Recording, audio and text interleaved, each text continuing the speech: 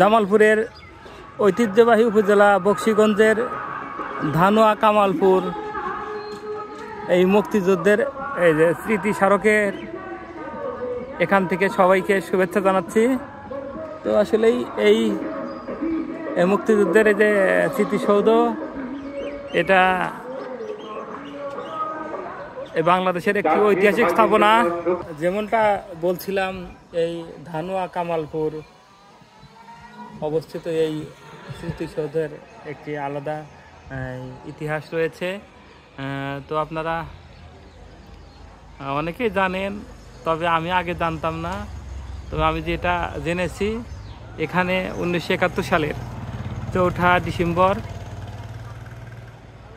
দেশের প্রথম এই মুক্তিযুদ্ধে চলাকালীন এই যারা পাকিস্তানি হানাদার বাহিনী ছিল, তারা এখানে সারেন্ডার করেছিলেন।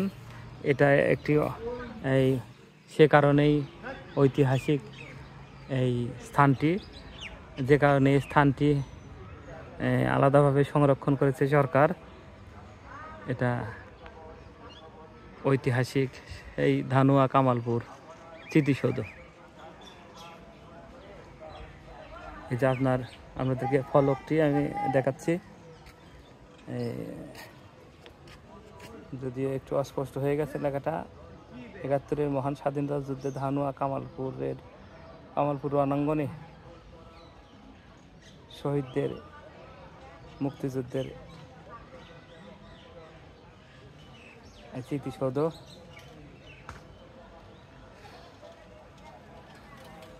তো ধানুয়া কামালপুর এই ইতিহাসখ্যাত স্মৃতিসৌধের পাশ থেকে সবাইকে শুভেচ্ছা জানিয়ে শেষ করছি।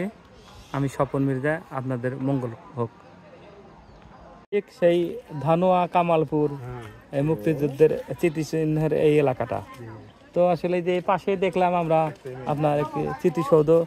1971 সালের 4 ডিসেম্বর এখানে বাংলাদেশের প্রথম হানাদার বাহিনীর সারেন্ডার করে এখানে। তো আসলেই এই যে এই পাশে আর একটা স্কুল দেখতে পাচ্ছি, তো সেখানে একটা স্মৃতি আছে। এখানে অনেক শিক্ষা এই যে ছাত্র মুক্তিযুদ্ধ অংশগ্রহণ করছিল। তো 71-এর সময় কি অবদান ছিল আপনাদের এলাকার? 71-এর সময় এখানে কোনো অবদান ছিল না, একেবারে তামাকা চাকরি ফেলাইছিল। কি মুক্তিযোদ্ধারা কি ভূমিকা রেখেছিল আপনাদের এই এলাকার মুক্তিযোদ্ধা অনেক বারবার অ্যাটাক করছে, তারা অনেক অ্যাটাক করছে। মনে করেন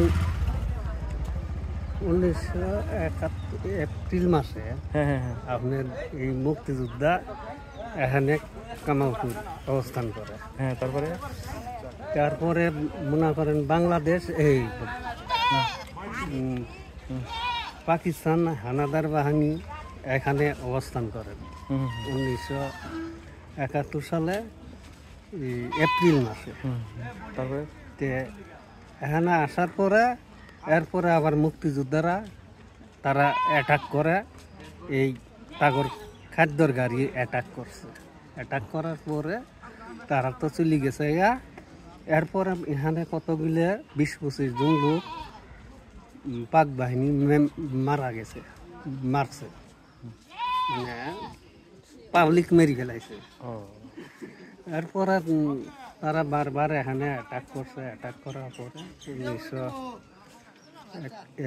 ডিসেম্বর মাসে দেশ স্বাধীন হয়। তো আপনাদের এখানে পরে সারেন্ডার করে কারা? সারেন্ডার করছে এই পাক সেনারা। তো আপনি মুক্তিযুদ্ধের সময় আপনার ভূমিকা কেমন ছিল?